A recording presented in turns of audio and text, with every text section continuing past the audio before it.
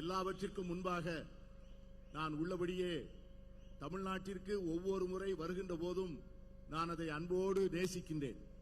Please notice, I did not say I like coming to Tamil Nadu. I said I love coming to Tamil Nadu. நான் தமிழ்நாட்டை நேசிக்கிறேன், மனமார நேசிக்கிறேன். Because I don't just like the people of Tamil Nadu, I love the people of Tamil Nadu. நான் தமிழ்நாட்டு மக்களை என் நெஞ்சம் நிறைந்த அன்போடு நான் நேசிக்கிறேன். And for me, the people of Tamil Nadu, the culture, the history, the language is the biggest teacher.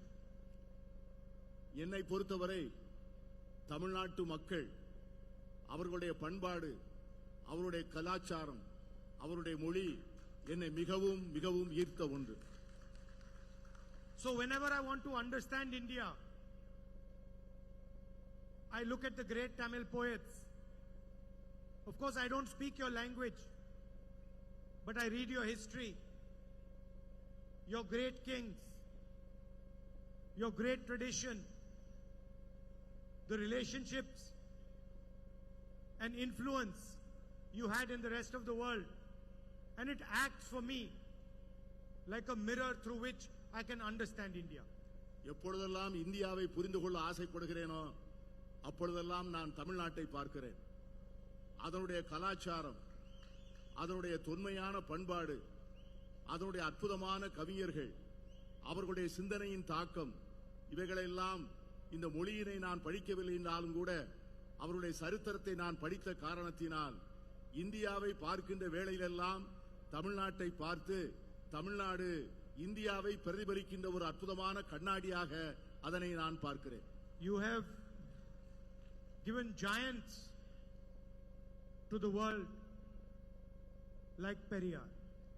நீங்கள் உலகத்திற்கு மிகப்பெரிய ஜாம்பவானை, பெரியாரை போன்ற பேர் ஆளுமைகளை இந்த மண்ணுக்கு தந்திருக்கிறீர்கள். Annadurai, Kamaraj, பெருந்தலைவர்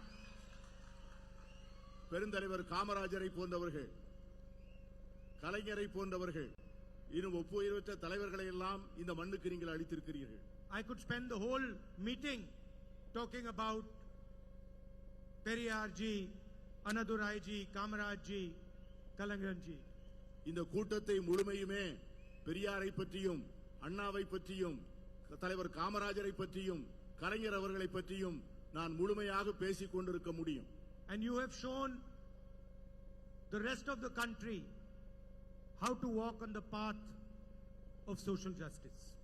நீங்கள் சமூக நீதியின் பாதையிலே எப்படி நடப்பது என்பதை இந்த நாட்டுக்கே தமிழகத்து மக்கள் தான் அதை தெரிவிக்கப்படுத்தியிருக்கிறீர்கள். So when it was decided to start the Bharat Jodo Yatra,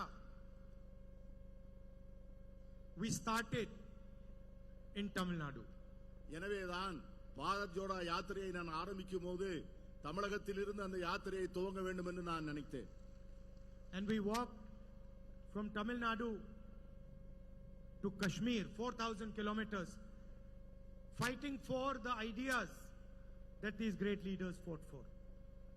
அதனால்தான் கன்னியாகுமரியிலிருந்து காஷ்மீர் வரை 4000 கிலோமீட்டர் தூரம் நடந்து இந்த மாபெரும் தத்துவங்களை இந்த மண்ணின் மக்களுக்கு சொல்வதற்காக நடந்தோம். And for me, whenever I come to this great land, I come here with humility and with my head bowed to your past and your tradition. எப்பொழுதெல்லாம் இந்த மண்ணுக்கு வருகிறேனோ அப்பொழுதெல்லாம் உங்களது கலாச்சாரத்திற்கும் உங்களது பண்பாட்டிற்கு முன்பும் நான் தாழ்மையுடன் தலைவணங்கித்தான் வருகிறேன். Because the only thing that a person like me can do is learn from your tradition and your history. இந்தியாவிலே இந்த ஒரு மாநிலத்திலிருந்துதான் எல்லோரும் நிறைய செய்திகளையும் பண்பாட்டு தரவுகளையும் படிக்க முடியும். At the same time, the Tamil people, all of them, have always showered love and affection on me and my family. நான் எப்பொழுதெல்லாம் வருகிறேனோ அப்பொழுதெல்லாம் தமிழகத்து மக்கள் நெஞ்சம் நிறைய அன்பை என் மீது சொரிந்திருக்கிறார்கள், என்னை நேசித்திருக்கிறார்கள். And I have never seen this to be a political relationship. இதை போன்ற ஒரு அருமையான உறவை நான் எங்கேயும் பார்த்ததில்லை. For me, this is a family relationship, a loving relationship. It's not a political relationship. It can never be a political relationship. என்னை பொறுத்தவரை தமிழகத்து மக்களிடம் நான் கொண்டிருக்கின்ற உறவு ஒரு அரசியல் உறவு அல்ல, அது ஒரு குடும்ப உறவு. அவர்களை நான் ஆத்மார்த்தமாக நேசிக்கின்ற உறவு.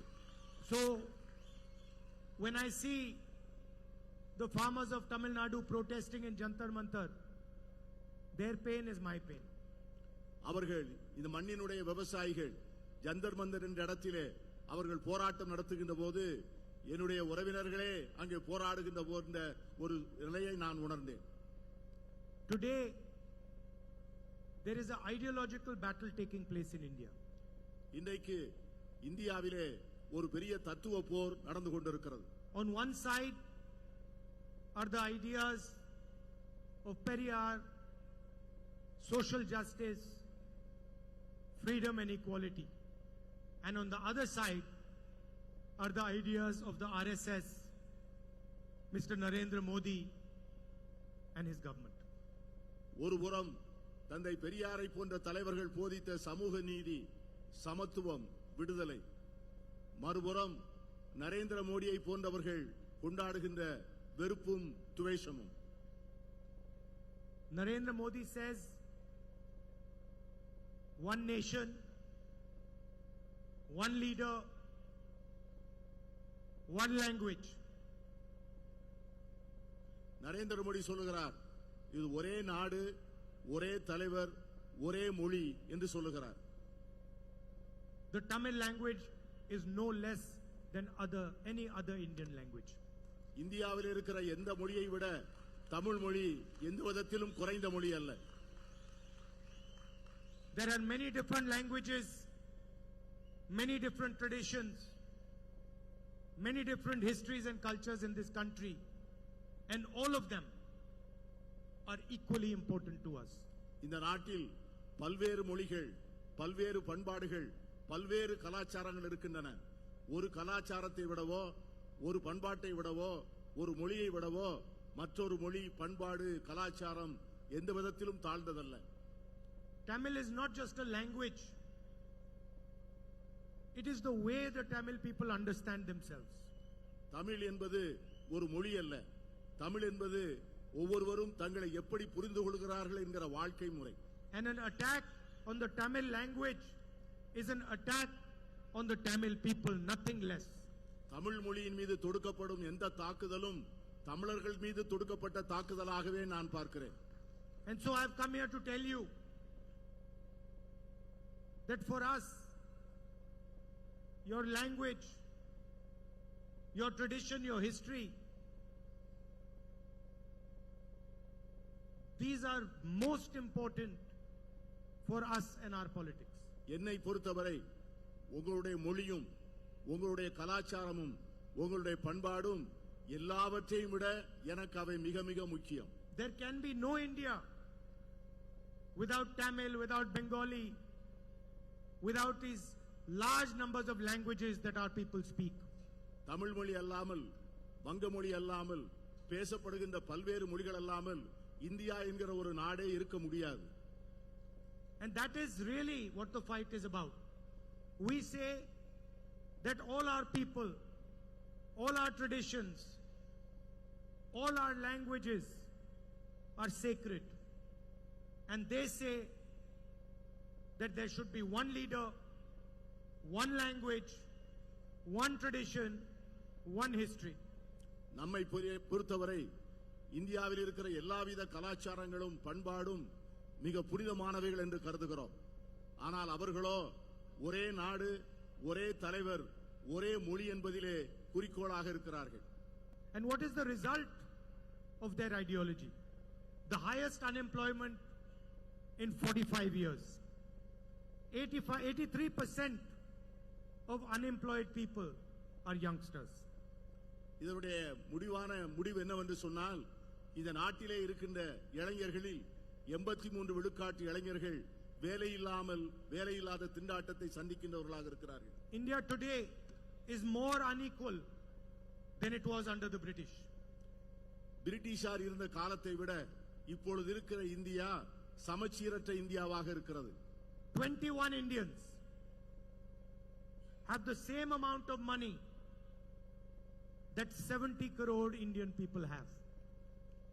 இந்த நாட்டிலே 25 படிய பணக்காரர்கள் 70 விழுக்காடு மக்கள் 70 விழுக்காடு செல்வத்தை தங்கள் கைவசம் வைத்திருக்கிறார்கள். 30 Indian farmers kill themselves every single day. ஒவ்வொரு நாளும் 30 இந்திய விவசாயிகள் தற்கொலை செய்து கொள்கிறார்கள். And yet the Prime Minister is not ready to forgive their loans. ஆனால் இந்த நாட்டினுடைய பிரதமர் அவர்களுடைய கடன்களை தள்ளுபடி செய்ய தயாராக இல்லை. But he can give 16 lakh crores to the richest Indians by forgiving their loans. ஆனால் விவசாயிகளுக்கு கடன்களை தள்ளுபடி செய்ய மறுத்த அதே பிரதமர் இந்த நாட்டினுடைய மிகப்பெரிய பணக்காரர்களுக்கு 16 லட்சம் கோடி ரூபாய் கடனை தள்ளுபடி செய்திருக்கிறார். 2 or 3 large industrialists, none of them from Tamil Nadu, get all the contracts, all the benefits. Every single industry is being handed over to them. 2-3 விரல் விட்டு எண்ணக்கூடிய மிகப்பெரிய தொழிலதிபர்கள் அவர்கள் யாரும் தமிழ்நாட்டை சார்ந்தவர்கள் அல்ல. அவர்கள் இந்தியாவில் இருக்கக்கூடிய அத்தனை அரசு ஒப்பந்தங்களையும் அத்தனை அரசு வழங்குகின்ற மற்றவித வசதிகளையும் அவர்கள் மட்டுமே பெற்றுக்கொண்டு அனுபவித்து வருகிறார்கள். Just because Mr. Adani is close to the Prime Minister and helps the Prime Minister, the ports, the airports, electrical power, wind power, solar power, defense industry, all of it is handed to him. Adani அவர்கள் பிரதமருக்கு நெருக்கமானவராக இருப்பதால் பிரதமர் அவருக்கு உதவ வேண்டும் என்று நினைப்பதால் இந்த நாட்டில் இருக்கிற அனைத்து துறைமுகங்களும் அனைத்து விமான நிலையங்களும் அனைத்து மின்சாரம் தயாரிக்கின்ற சோலார் பவர் கோல் பவர் என்ற எல்லா விதமான மின்சார தயாரிக்கின்ற வசதிகளையும் ஒரே தொழில்நுட்பரிடம் அது ஒப்படைக்கப்பட்டிருக்கிறது. And the entire small and medium industry has been destroyed by demonetization and a flawed GST. இந்த நாட்டிலே இருக்கிற சிறு குறு நடுத்தர தொழில் அனைத்தும் சரக்கு மற்றும் சேவை வரியினுடைய அநியாயத்தினாலும் பணமதிப்பு இழப்பு நடவடிக்கையினாலும் மிகவும் சீரழிந்து போயிருக்கிறது. All India's institutions, all India's agencies have been stuffed full of RSS people.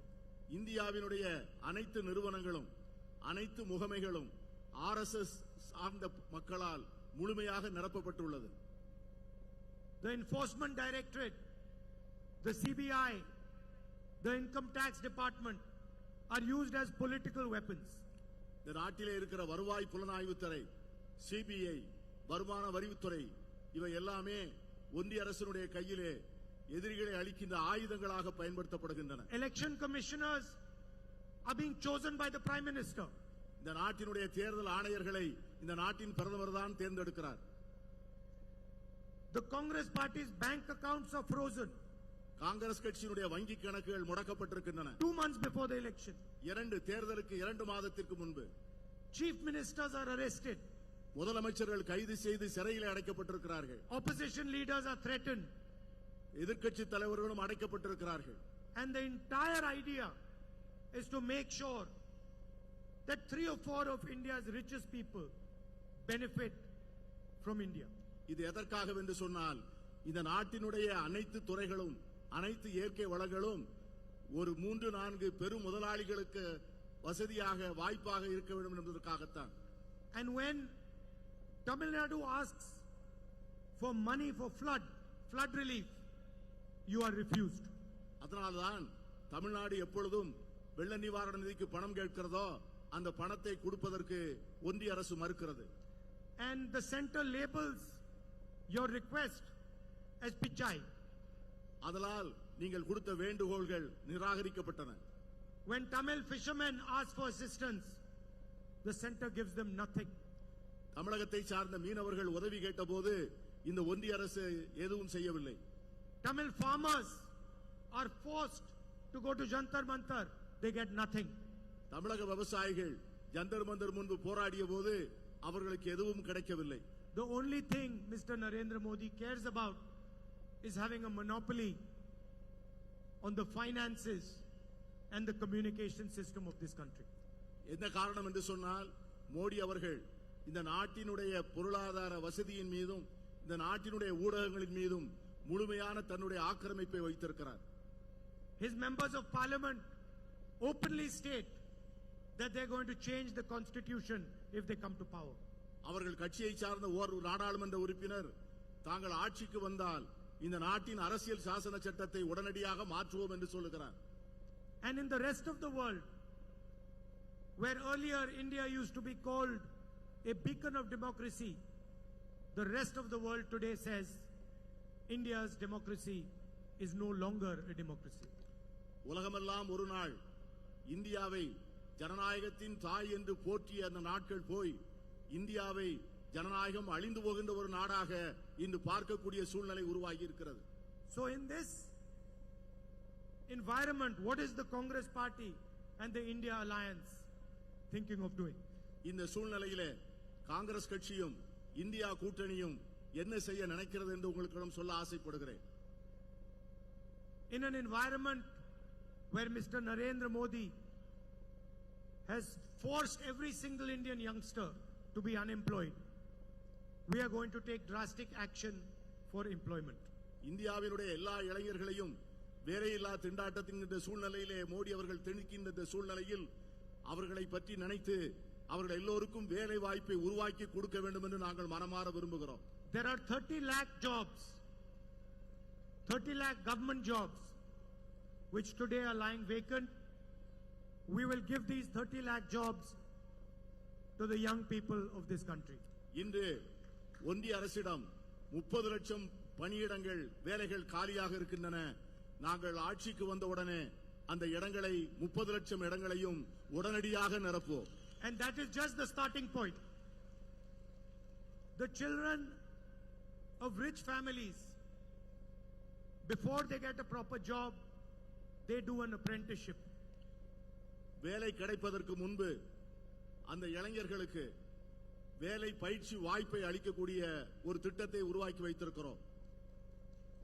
For 6 months or a year, they go to a private company and they work and they get paid for that work and they get trained.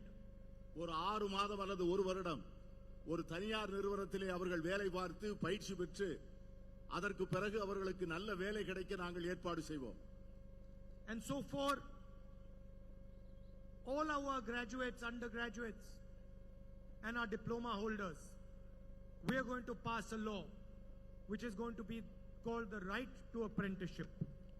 இதை போன்று diploma படித்துவிட்டு வேலை இல்லாமல் இருப்பவர்கள், engineering கல்வி படித்துவிட்டு வேலை இல்லாமல் இருப்பவர்கள், பட்டம் படித்துவிட்டு வேலை இல்லாமல் இருக்கிறவர்கள், இவர்கள் எல்லோருக்கும் வேலை கொடுப்பதற்காக தனியாக ஒரு சட்டம் இயற்றி வேலை வாய்ப்பு பயிற்சி சட்டம் என்றே அதற்கு பெயர் விட்டு அந்த சட்டத்தை நாங்கள் நிறைவேற்ற இருக்கிறோம். Every single Indian youth will have the right to get an apprenticeship with a private company, public sector company, or with the government. They will be allowed to work for 1 year.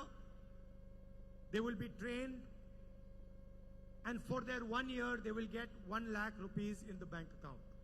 தகுதி பெற்ற ஒவ்வொரு இளைஞனும் இளம்பெண்ணும் இந்தியாவில் இருக்கின்ற தனியார் நிறுவனங்கள் அல்லது பொதுத்துறை நிறுவனங்கள் அல்லது அரசு நிறுவனங்களில் பணியாற்றக்கூடிய வாய்ப்பை உருவாக்கி கொடுத்து ஓராண்டுகள் அவர்களுக்கு பயிற்சி அளித்து அந்த ஓராண்டு பயிற்சி பெறுகின்ற காலத்திலே அவர்களுக்கு அரசு 1 லட்சம் ரூபாய் வழங்கும்.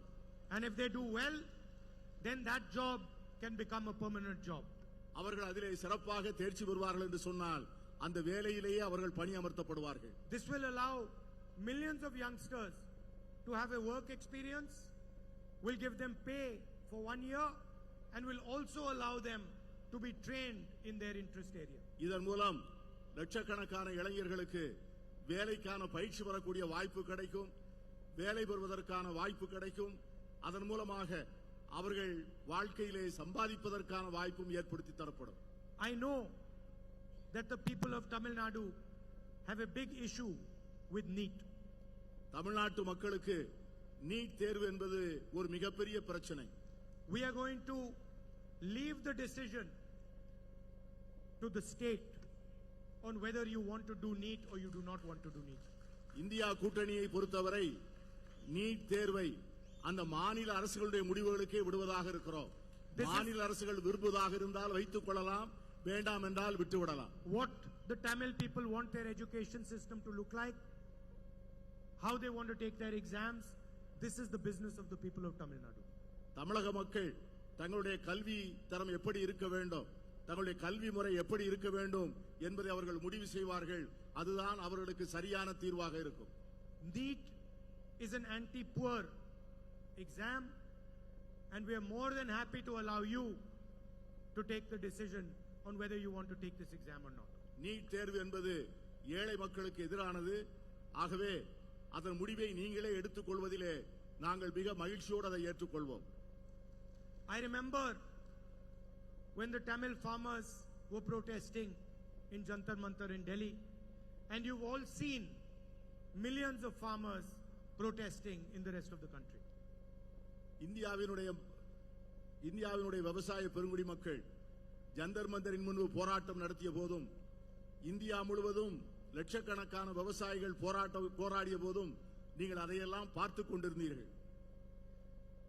We have decided that we are going to give a guaranteed legal MSP to the farmers. அந்த விவசாயிகளுக்கு நாங்கள் ஒரு உறுதி சொல்ல ஆசைப்படுகிறோம். அவர்களது விளைபொருட்களுக்கு குறைந்தபட்ச ஆதார விலையை கொடுப்பதற்கான சட்டத்தை நிறைவேற்றுவோம் என்கிற உறுதியை சொல்லுகிறோம். Every farmer will be entitled to a minimum support price which will be guaranteed by the Indian legal system. ஒவ்வொரு விவசாயியும் அவருக்கு குறைந்தபட்ச ஆதரவு விலை உறுதி செய்யப்படும். அதற்காக இந்திய அரசு அதற்கான உறுதியை தரும்.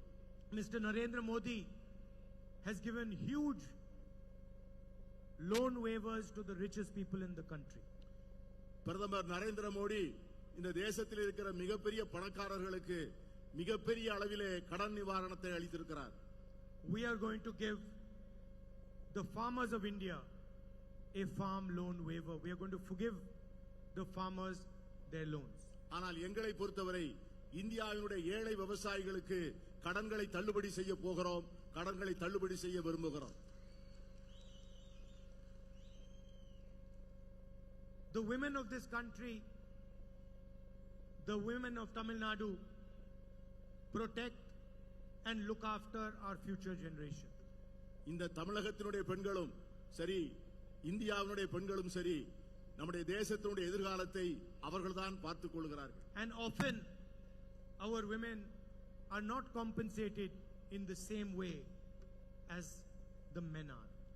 இவ்வளவு அருமையான பணிகளை செய்கின்ற அவர்களுக்கு நாம் சரியான முறையிலே நியாயம் வழங்கி இருக்கிறோமா என்றால் இல்லை. ஆண்களுக்கு வழங்கப்பட்டிருக்கின்ற உரிமை பெண்களுக்கு வழங்கப்படவில்லை. So we are coming out with a new scheme for India's poorest women. ஆகவே அதற்காக இந்தியாவில் இருக்கின்ற ஏழை பெண்களுக்காக ஒரு அருமையான திட்டத்தை அறிமுகம் செய்ய இருக்கிறோம். And this is for all families who are today living in poverty. இந்தியாவிலே வறுமையின் பிடியில் இருக்கின்ற அத்தனை குடும்பங்களுக்கும் இந்த திட்டம் பொருந்தும். In each one of these poor families, one woman will be chosen, and the next government of India, the India Alliance government, is going to give that woman 1 lakh rupees every year in her bank account. ஒவ்வொரு குடும்பத்திலும் ஒரு பெண் தேர்ந்தெடுக்கப்பட்டு அந்த பெண்ணுக்கு வரக்கூடிய அரசு, India கூட்டணி அரசு அவர்களுக்கு ஒவ்வொரு ஆண்டும் 1 லட்சம் ரூபாய் வழங்கும் என்பதை நான் மகிழ்ச்சியோடு தெரிவித்துக் கொள்கிறேன். Please understand that every single poor family in this country, is going to be given 8,500 rupees a month, 1 lakh rupees a year by the next government. இதிலிருந்து நீங்கள் தெரிந்து கொள்ள வேண்டும், இந்தியாவில் இருக்கின்ற ஒவ்வொரு ஏழை குடும்பமும் ஒவ்வொரு மாசமும் 8,000 ரூபாய் பெறும். ஒரு வருடத்திற்கு 1 லட்சம் ரூபாய் பெறும். We are going to wipe out poverty from India forever. இந்தியாவிலிருந்து வறுமையை நிரந்தரமாக அளிப்பதென முடிவு செய்திருக்கிறோம். We have also committed that we are going to give women 50% reservation in government jobs, and we are going to implement the reservation in the Lok Sabha and the Rajya Sabha immediately and not after 10 years like Mr. Narendra Modi has promised. அரசு வேலைகளில் 50 விழுக்காட்டை பெண்களுக்காக ஒதுக்கீடு செய்வோம். உடனடியாக India கூட்டணி அரசு ஆட்சிக்கு வந்த உடனே நாடாளுமன்றங்களிலும் மாநிலங்களவையிலும் மக்களவையிலும் சட்டமன்றங்களிலும் பெண்களுக்கான இடஒதுக்கீட்டை உடனடியாக அமுல்படுத்துவோம். 10 ஆண்டுகள் என்று மக்களை ஏமாற்ற மாட்டோம். Finally, for the women, ASHA workers and Anganwadi workers, we are going to double their wages for them. இந்தியாவிலே ஆஷா பணி செய்கின்றவர்களுக்கும் அங்கன்வாடிகளிலே பணி செய்கின்றவர்களுக்கும் அவருடைய ஊதியத்தை 2 மடங்காக்க திட்டமிட்டிருக்கிறோம். The Prime Minister has completely ignored the fishermen of this country. இந்த நாட்டினுடைய பிரதமர் இந்த தேசத்தினுடைய மீனவர்களை முழுமையாக மறந்து விட்டார். He does not even think about them. அவர் அவர்களை பற்றி ஒருபோதும் நினைப்பதில்லை. But fishermen are no less than our farmers. நம்முடைய விவசாயிகள் எவ்வளவு முக்கியமோ அந்த அளவுக்கு நம்முடைய மீனவர்களும் முக்கியமானவர்கள். They take huge risks and they provide food to our country. அவர்கள் பேர் ஆபத்துகளுடன் கடலுக்குள் சென்று நம் மக்களுக்கு உணவை தருகிறார்கள். So we have created a special manifesto for fishermen. அதற்காக மீனவர்களுக்கென்று ஒரு தனி தேர்தல் அறிக்கையை நாங்கள் தயார் செய்திருக்கிறோம். And we are going to give them a diesel subsidy for their fishing boats. அவர்களுடைய படகுக்கான டீசல் மானியத்தை தரப்போகிறோம். Insurance for their boats. அவர்களுக்கான படகுகளுக்கு காப்பீடு தரப்போகிறோம். We are going to give them a fisher folk credit card. அவர்களுக்கு நாம் கிரெடிட் கார்டு வழங்க போகிறோம். And we are going to recognize inland fishing and aquaculture as agriculture. உள்நாட்டு மீன்பிடிப்பையும் aquaculture என்ற அந்த உள்நாட்டு மீன் வளர்ப்பு தொழிலையும் விவசாயத்தை போல விவசாயமாக கருத இருக்கிறோம். Finally, I'd like to end by saying this is an ideological battle. This is a battle for your history, for your tradition, for your culture, for your way of life. நான் ஏற்கனவே சொன்னது போல இது ஒரு மாபெரும் தத்துவ போராட்டம். உங்களுடைய பண்பாட்டுக்காக, உங்களுடைய வரலாற்றுக்காக, உங்களுடைய கலாச்சாரத்திற்காக, உங்கள் மொழிக்காக நாங்கள் தொடுக்கிற யுத்தம் தான் இந்த தேர்தல். I am going to stand and the Congress party is going to stand with the Tamil people to protect your language, to protect your culture and your history. நானும் காங்கிரஸ் கட்சியும் உங்களோடு என்றும் இருப்போம். உங்கள் பண்பாட்டோடு இருப்போம், உங்கள் மொழியோடு இருப்போம், உங்கள் கலாச்சாரத்தோடு இருப்போம். And no, forget Narendra Modi, no force on this planet can harm the people of Tamil Nadu, their language and their tradition. உங்களுக்கு ஒரு உறுதி சொல்கிறேன், நரேந்திர மோடி மட்டுமல்ல, இந்த உலகத்தில் எந்த சக்தியாக இருந்தாலும் அது தமிழர்களையோ தமிழ் மொழியையோ தமிழ் கலாச்சாரத்தையோ தொட்டு பார்க்க முடியாது என்று நான் எச்சரிக்க விரும்புகிறேன். This election is being fought to save Indian democracy, and it is being fought to protect the Indian Constitution. இந்த தத்துவ போர் இந்தியாவின் ஜனநாயகத்தை பாதுகாப்பதற்காகவும் இந்திய அரசியல் சாசன சட்டத்தை பாதுகாப்பதற்காகவும் நாம் மேற்கொண்டிருக்கிற யுத்தம். And I am confident we are going to win this fight. நான் உறுதியாக சொல்கிறேன், நாம் இந்த போரில் வெற்றி பெறப் போகிறோம். I'd like to once again thank you for coming here and for all the love and affection you always shower on me. மீண்டும் ஒரு முறை நீங்கள் இங்கே வந்து உங்களுடைய அன்பை என்மேல் பொழிந்ததற்கு என் நெஞ்சம் நிறைந்த நன்றியை மீண்டும் ஒரு முறை சொல்ல ஆசைப்படுகிறேன். Thank you. வணக்கம். நன்றி, வணக்கம். 40க்கு 40 வெற்றி கூட்டணியின் சார்பில்